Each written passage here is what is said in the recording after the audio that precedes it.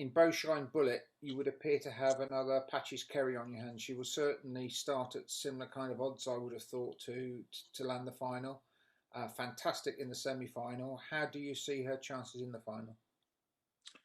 Well, it's certainly an ideal opportunity for the kennel to and for the connections to get off to a great start for the year. We was really hopeful of Bowshine Bullet before the event started, and she's done nothing but impress. Winning her trial stakes and then coming through a difficult heat, and then she was simply awesome in the semi-final there. And of course, with all the middle and wides qualifying, she's got a guaranteed her trap in trap one, which is great trap for her. She's a decent tight railer.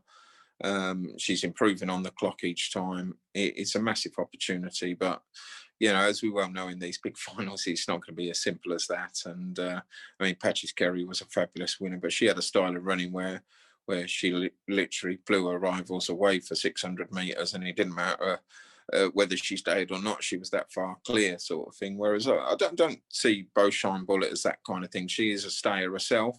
We're yet to see her really have to come from behind, but she is a clever tracker. I know that. So she doesn't have to lead to win, in my opinion, but it would be a big help. I'm sure everybody who's on Bowshine Bullet would like to see that red jacket come off the second bend in front, and it would take a special effort from anything in behind to catch her.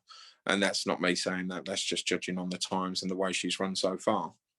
Yes, of course. I mean, I was checking back. I did a little analogy for something earlier in the week, comparing the two of them.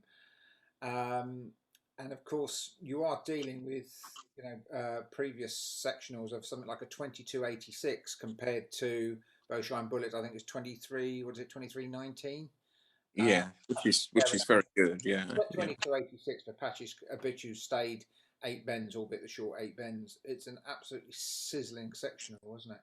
Yeah, it was an amazing, shit, and I think she broke that hoodoo of Trap One's not winning the golden jacket as well at the time. I don't ever see that as a problem. You'd always think round Crayford Trap One is the ideal box sort of thing. So, but we're pleased she's got Trap One, and everything's in good order with her. We're trying to have a reasonably quiet week with her because she's fit and well, and it's just making sure that we do everything that we done for the previous 2 rounds without trying to be clever or anything like that. And hopefully she turns up, and just that natural improvement. She's only a January bitch, so she's only just 2. So you'd think there would be natural improvement with more racing and her age and everything. Anyway, she's a real exciting prospect. Whatever her fate on Saturday, she's a fantastic prospect for the rest of the year. Okay, and then certainly don't want to leave Annie News out of it. I mean, a short head to Reza Renee in itself would make her a player. How do you see her? How do you see her chances? Yeah, well, she did fabulously well to make this final. She had track 2, which was probably way too much on the inside for her on in the semi final. We had Antigua Roma, we probably thought had a better chance of qualifying, but he found all the trouble going. In the end, it was Ricky Holloway's one that went off in front. And when Annie News did get into second place, it looked for the world like she would pick that one up. But a problem is she's not really driving the bends like, say, Bowshine Bullet does. She was going into the bends a length behind Ricky Holloway's one, and she was coming out the bends a length and a half behind, so she wasn't really taking the bends as well as she could. But that might be explained by the fact that she's 33.5 kilos and a real leggy bitch, so if she could improve and attack those bends a little bit more, then you can't write her off, because she's a seriously fast bitch, and what an improving bitch as well. We're only 2 months ago, she was running A4s at Toaster.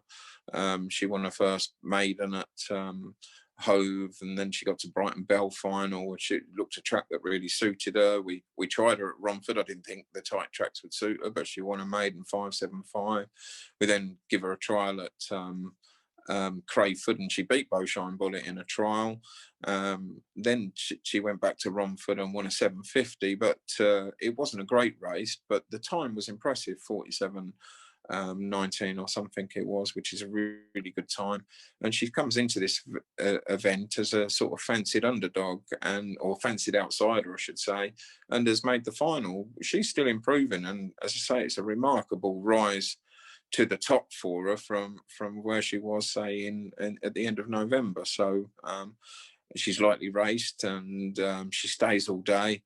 Very nearly won on the semi-final. It was only an incredible effort from Redza Renee that actually pinched the pocket of both our bitch and Ricky's one, and you come from miles off the pace. So obviously we know Redza Renee what that's going to do. But Enid News is there on merit, definitely, in this final. Famous words that I use quite often: write them off at your peril. But she's not without a chance herself, and I know Connections are on at fancy prices. So if she could get as they are with Beaushine Bullet, we'd be looking for us to get in the first four at least, but we're there to try and win it, and that's what we want to do. And both bitches are hopefully going to have a chance to do that. Yeah, I was thinking, Annie News still hasn't really trapped in the way that she trapped at Romford when she went over the 750 there. If she was to find that the sharper start to her race, then she's going to make them all go, isn't she? Because even Beaushine Bullet's going to have a work cut out if she finds herself chasing. Yeah, certainly, it certainly is. So just the fact that Annie News is a bit leggy. She's not fluent around the bends, and that would give others a chance for sure. But I think she's as quick as anything in the final. That that alone gives us this. I mean, there's a lot of early pace in this final. Danny Braben's one in trap 3, Ragside. Yeah, that's got an awful lot of pace, and we see what he did when it got to the bend last week, where he completely chopped off Salaka's Pippi and almost took that one. There was that I felt sorry for Pete Harnden there, because his bitch did nothing wrong, and a lovely manoeuvre from that particular bitch cost that one the qualifying spot. Well, if it does that again to Beaushine Bullet, that could go off and be gone without recall, sort of thing. So there's a lot of possibilities in the race, and I just think we're all sitting there wondering if this does that or that does this. But at the end of the day, we can't do nothing about that. We have to get our two spot on for this race on Saturday morning, which I'm sure they will be, and hopefully then just keep our fingers crossed that it all works out. Whatever you say about these races, you need that little bit of luck, and hopefully it's with us on Saturday morning. Right, I'm delighted to be joined by Stuart Mapleston, the trainer of Punk Rock Mutley, the 33-1 outsider in the Golden Jacket final. What do you reckon?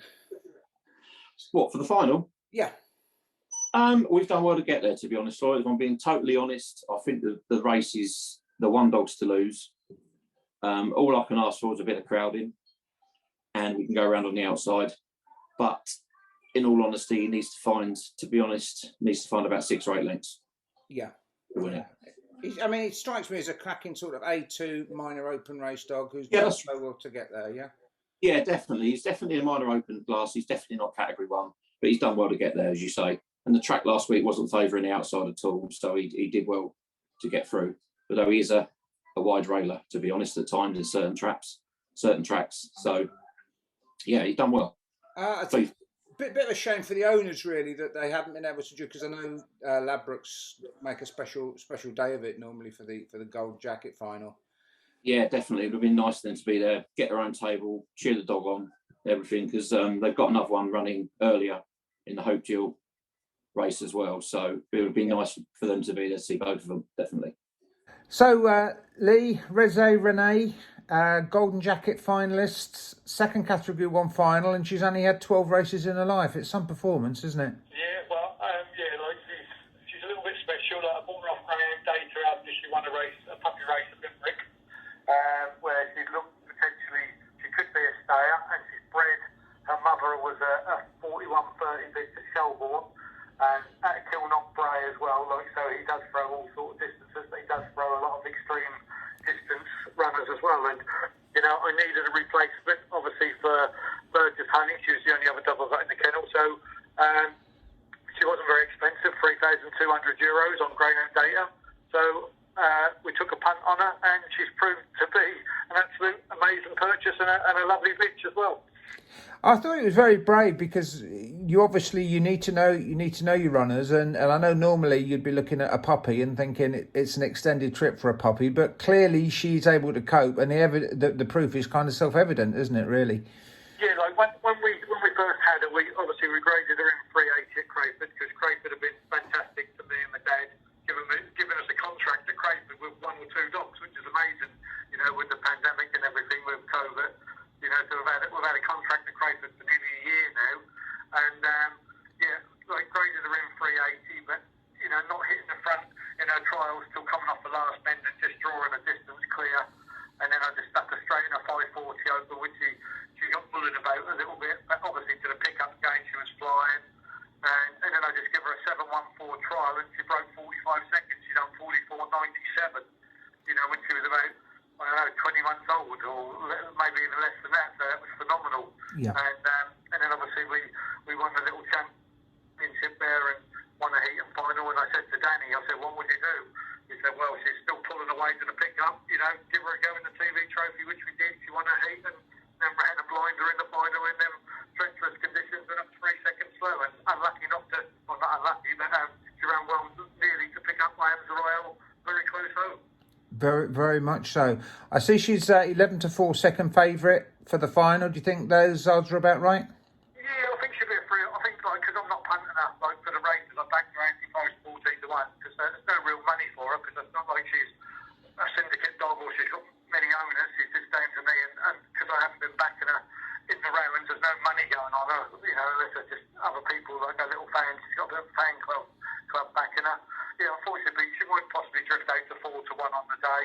I think the Mark Wallace bitch and one, they're going to think she's unbeatable from track 1 with no railers to actually hamper her. You know, even if the 2 and the 3 ping out, which they can do, especially the 3 ragtime storm, that's only 2 spots behind Bowshine Bullet in the semi. But he does keep the middle, she keeps the middle path. So, you know, unless the Bullet misses her break, which she has done in the past, I'm not saying she's going to, you know, she's running terrific. Sectionals are getting faster and faster and faster. But yeah, I think she's the clear second favourite. In a 2-dog race, I think she'd pick up the Bowshine Bullet bitch. In a 6-dog race, you know, we were 9 lengths behind on the first lap. We made up 3 lengths on the second lap, and we still finished 48 spots behind. But we got in a hell of a lot of trouble with Antigua Rum, who was jumping all over her back trying to get on the outside when she was trying to come back on the inside. But so did we lose 6 lengths in running? We probably lost 4 or 5. If it's 6, I don't know. But you know, we need the one dog just to miss it a heartbeat and us to do a decent break. But yeah, she can do it with a clear run. Yeah, it's fantastic. And as I said, obviously, you know, with your dad Tony training her, it just is proof that you can really be a small trainer. You don't have to be spending tens and £20,000 to get a Category 1 runner. And great testament to her that, let's face it, another half a lap would suit her even more, wouldn't it? Oh yeah, if it was an 874, like I think she'd be freeze on. You know, she'd be mega odds on. But yeah, like we've been lucky. We've trained some real good marathon dogs over the years. You know, we've broke many track records, won quite a few competitions. And like I say, my dad and me and my mum, we train them pretty hard. You know, we've got our own hydrotherapy swimming pool, walk machine. We've got a small gallop. They go out for long walks early in the morning, up round the kennels at 6 o'clock every morning. Rain, snow, whatever. Like last week in the snow, me and Renee were walking around the village in the snow at 6 a.m. You know, so we put the miles in, you know, to make, you know, maybe normal dogs into like decent marathon dogs. And when we've been lucky to win competitions and get into Cat 1 finals, it's lovely, you know, to take on the big boys. And this is a little bit different final because Mark Wallace has obviously got 2, and then you've obviously got 4 other trainers what are not known for having like brilliant dogs all the time, like Emma Richardson, Daniel Barden, and obviously Stuart Mappleton. You know, it's nice to be in with other trainers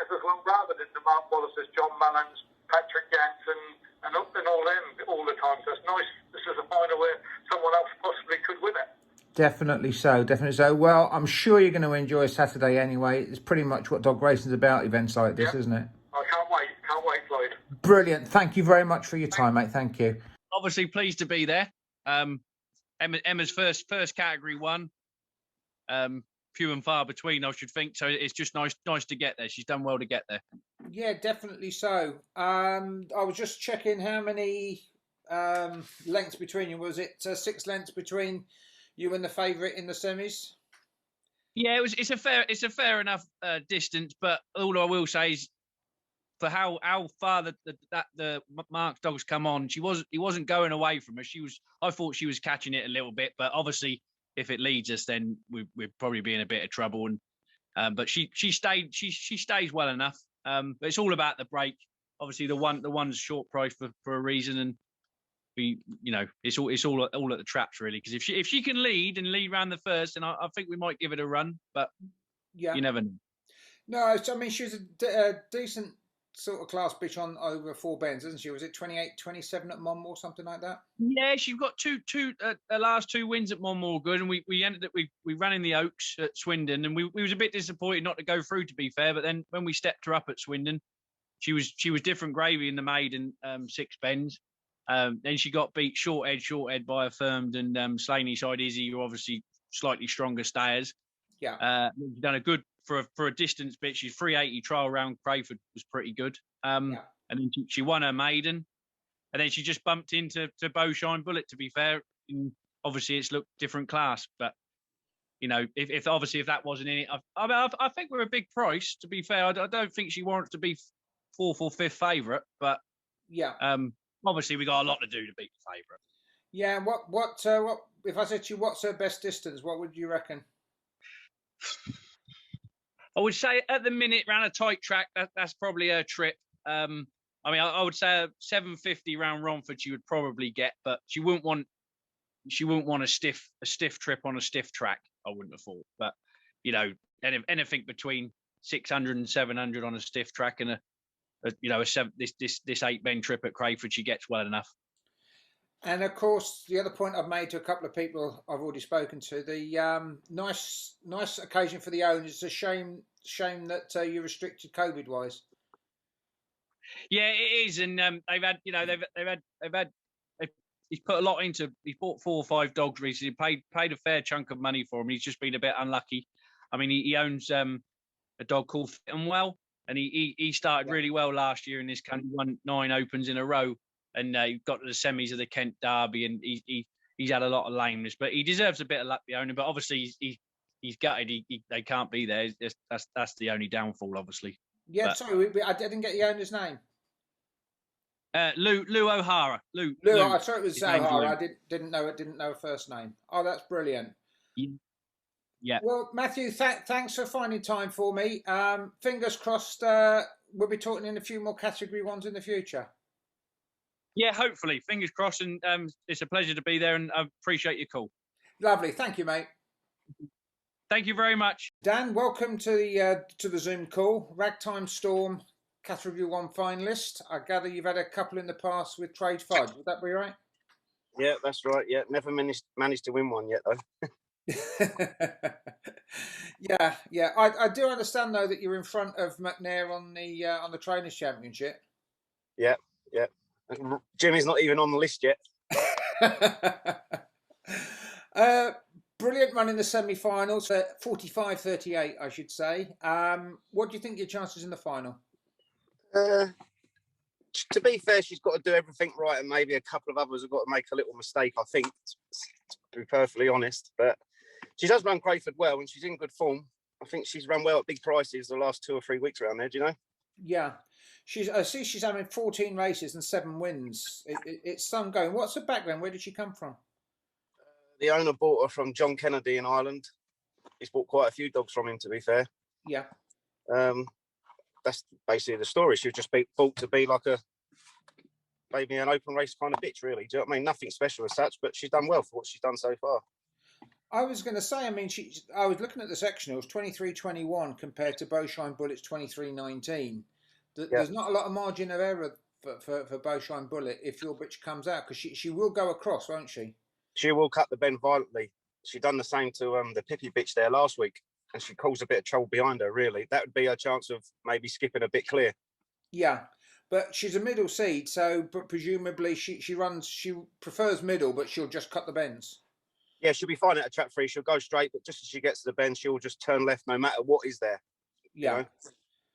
Excellent, excellent. So it's about leading up the inside and then catch me if you can, is it? That's about 714 is maybe a stretching her a little bit, to be fair as well. But if she can go clear, she will go well, you know. Yeah, and all the preparations all gone well this week. Yeah, no, she's fine. She's in good order. That's it. Brilliant stuff. Rab was telling me that he thought that you would you haven't got much chance of progressing because you can't get dogs in any opens. Would that be right? I wouldn't say it that far. I haven't got the dogs to do it with. Okay. You know, he likes to over exaggerate. There is a possibility he was on a wind up, of course. Oh, definitely he was with him. Yeah. Right, Dad. Thanks for taking the call, and fingers crossed for Saturday. Cheers, mate. Thank you very much. Thank you. Cheers.